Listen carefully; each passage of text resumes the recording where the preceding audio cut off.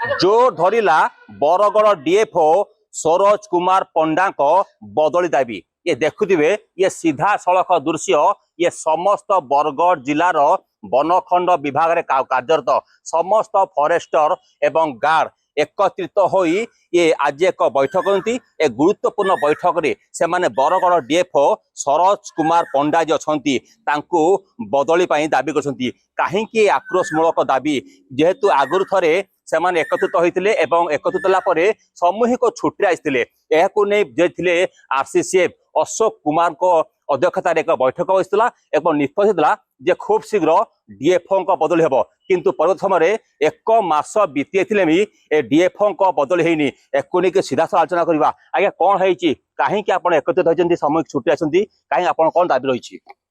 आमे 7/2/26 रे समस्त बनरक्षी और बनपाल डीएफओ को बदली पाई दाबी रखिथिलु और नहले समस्ते सामूहिक छुट्टी रे जीवा पाई बाहरी थिलु।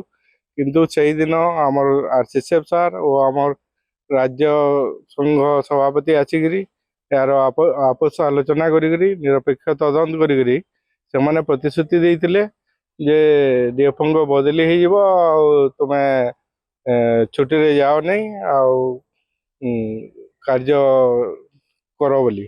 किंतु दीर्घ 2 मास होला परे भी आम जानवा पाची डीएफओ को बदली हो ना। तेणु से कार्यकलाप चली अतिष्ठ होकर भाई भौणी समस्ते बनरक्षी बनपाल माने आउ कार्य करें डीएफओ को अंडर रे बोली समस्ते सामूहिक छुट्टी रे जावाई बाहरी आज आमे सामूहिक छुट्टी रे जावाई बाहरी। गोटे प्रश्न मन उंकी पार्टी आप विगत वर्ष अभिज्ञता अच्छी जेहेतु आगुरी डीएफओ मान आईते बहुत डीएफओ गले कहीं निष्पत्ति डीएफओ आसला कहीं आक्रोश बढ़ुची कहीं फॉरेस्टर गार्ड मध्य असंतोष बढ़ुची? आगु बहुत डीएफओ आसी आमे से कार्य करूँ से सब कार्य होता किंतु यही डीएफओ को टाइम रे जेपरी मानसिक आर्थिक शारीरिक निर्यातना दि जाऊँगी सेटा आमे सही हिसाब रे काम करि पारु नै।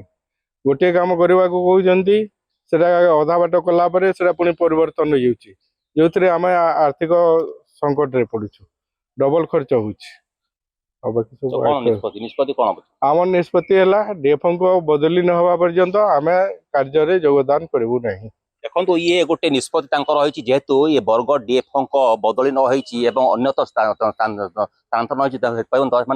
कार्य जोगदेवेनि कहीं निष्पत्ति आगुरी जेहेतु बारंबार डीएफओ आईते सुरुख चलता वन विभाग ए वन विभाग को लेकिन विभिन्न प्रश्न उठुची।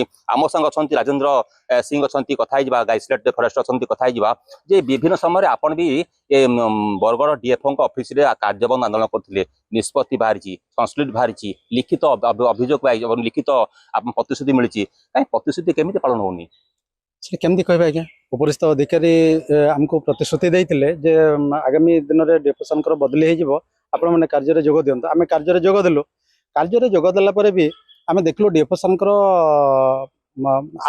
आचरण कौन परिवर्तन है आज्ञा दुखर कथा जो समय मैट्रिक क्लास परीक्षा थी से समय आम स्टाफ मान स्थानांतरित कर कौन गोटे ठीक कथा है कहार छुआ मैट्रिक परीक्षा दौथबो से परिस्थिति रे जतबेले तार बापार ट्रांसफर होइछि तार मानसिक स्थिति कौन होइतबो आज्ञा तार भविष्य कौन हेबो से कथा थोड़े से चिंता कर देखले कि आज्ञा तापर फेब्रुआरी मास रे ट्रांसफर करबा समय की अपन प्रोसीडिंग के ट्रांसफर आछि कि हम जनरल ट्रांसफर आछि अपन ऑफिशियल ट्रांसफर मु तो जानि जनरल ट्रांसफर ना एटा कौन ट्रांसफर मु तो किछि जानि तापर फेब्रुआरी मास रे जो थरे कि आमे विगत वर्ष रे गुडाई काम करछु सेतिरे पैसा भी आमे पाइनु सेटा बोधे आत्मसात करिवार गोटे उद्देश्य होइते पारे। फेब्रुआरी मास फंड रिलीज हे मार्च मास भाउचर करेंगे एटा हुए तो टंका आत्मसात करिवार गोटे उद्देश्य होई पारे। प्रति मास मार्च मास हेले काहे गोटे फॉरेस्टर को अन्यत बदली करा जाए ना मार्च मास तो बदली हुए नहीं मार्च मास बदली हुए नहीं एमती गोटे कौन सी नाजी ना किंतु बदली रही रेकर्ड अच्छी 4-5टा फॉरेस्टर फेब्रुआरी मार्च होगले माने ट्रांसफर हो से गोटे व्यक्ति थी कहीं एमती हो प्रशासन कहीं चुप रोचे मुझे जानी पारना है फेब्रुआरी मार्च मास ट्रांसफर हे अन्य गोटे फॉरेस्टर को सेठी नियोजित कर देकरी सेल्फ भाउचर करेंगे। धन्यवाद देवी जंगल विभाग से प्रशासनिक अधिकारी को केमती सहाय होती आगे କାହିଁକି ଆପଣଙ୍କର ସେ ଯଦି ଡିଏଫଓ ଆମେ ପ୍ରତିକ୍ରିୟା ନଉଥିଲୁ ସେ କହୁଥିଲେ କାମ ଉପରେ ମୁଁ ଜୋର ଦଉଛି ଆପଣ କାମକୁ ଡରୁଛନ୍ତି କି ଅନ୍ୟ କିଛି କଥା ଅଛି? ଚାନ୍ସ ନାହିଁ ଆଜ୍ଞା ଆମେ କାମକୁ ଡରୁ ନାହିଁ 100% ଆମେ କାମ କରୁଛୁ କାମ ପ୍ରତି ତ ଆମର କୌଣସି ତ୍ରୁଟି ନାହିଁ। ପିସି ଫିସି କୁ ନେଇକି କିଛି ଦ୍ୱନ୍ଦ୍ୱ ଅଛି କି? ହଁ ଅଛି ଆଜ୍ଞା ମୁଁ ତ ପିସି ନଦେଲି ବୋଲି ମୋ ଟ୍ରାନ୍ସଫର ହେଇଛି ଆଜ୍ଞା କୋଉଠି 30% କୋଉଠି 50% କୋଉଠି 100%। ଆମେ ଯେତେବେଳେ ପ୍ଲାंटेशन କାମ ହଉଛି ସାର ଗୁଡାକ ଆମେ ନିଜେ ପକେଟରେ କିଣୁଛୁ କିନ୍ତୁ ପରବର୍ତ୍ତୀ ସମୟରେ 100% ଭାଉଚର କରିଦେଇକି ଚଳୁ କରିଦେଉଛନ୍ତି ଉପରିସ୍ଥ ଅଧିକାରୀ। ଆମେ ସାର ଯୋଉଠୁ ଆମେ ଦୋକାନ ବେଲକୁ କିଣୁଛୁ ଆଜ୍ଞା ସେ ପଇସାଟା କେନୁ ଆଣିକରି ଦେମୁ ଆଜ୍ଞା ଏ ପ୍ରଶାସନ ନାହିଁ ଜାଣିବାର ଆଜ୍ଞା। ଏବେ କଣ ଡିଏଫଓ ଆପଣ ବଦଳିଲେ ଆପଣ ସମାଧାନ ବାଟ ଫିଟିବ? ନିଶ୍ଚିତ ଆମେ କମ ସେ କମ ମାନସିକ ସ୍ତରରେ ତ ସ୍ଥିର ରହିବୁ ଯେ ଭଳିଆ ଅସାଧୁ କାମ ଗୁଡାକ ନାହିଁ ହେବ ବୋଲିକିରି ସେମାନେ ଯେତେବେଳେ ଏମିତି ଅନ୍ୟାୟ କାମ ଗୁଡାକ ପ୍ରଶ୍ରୟ ଦେଉଛନ୍ତି ନିଶ୍ଚିତ ଭାବରେ ତାଙ୍କର ସମ୍ମତି ଥିବ। ଦେଖୁଥିବେ ବର୍ତ୍ତମାନ ଧୀରେ ଧୀରେ ରହସ୍ୟ ଖୋଲୁଛି ବନ ବିଭାଗର ବନ କର୍ମଚାରୀଙ୍କର ଆକ୍ରୋଶମୂଳକ ପଦକ୍ଷେପ। ଦେଖୁଥିବେ କୋଉ ଜାଗାରେ ପିସି ମଗା ହଉଛି ଏବଂ କୋଉ ଜାଗାରେ ସ୍ଥାନୀୟ ଷ୍ଟାଫ କୁ କି ଫରେଷ୍ଟର ଗାର୍ଡ କୁ ମାନସିକ ନିର୍ଯାତନା ଦିଆହଉଛି। এই মানসিক নির্যাতনের অতিষ্ঠ হয়ে সমস্ত পাখাপাখি 5টি 6টি রেঞ্জর সমস্ত অধিকারী এবং ফরেস্টর গার্ড পাখাপাখি 70-80 জন ফরেস্টর এবং গার্ড একত্রিত হয়ে নিষ্পত্তি নেলে যেদিন বরগড় ডিএফও সରୋଜ কুমার পণ্ডাଙ୍କ বদলি নহব সে পর্যন্ত କାର୍ଯ୍ୟରେ ଯୋଗ ଦେବେ ନାହିଁ।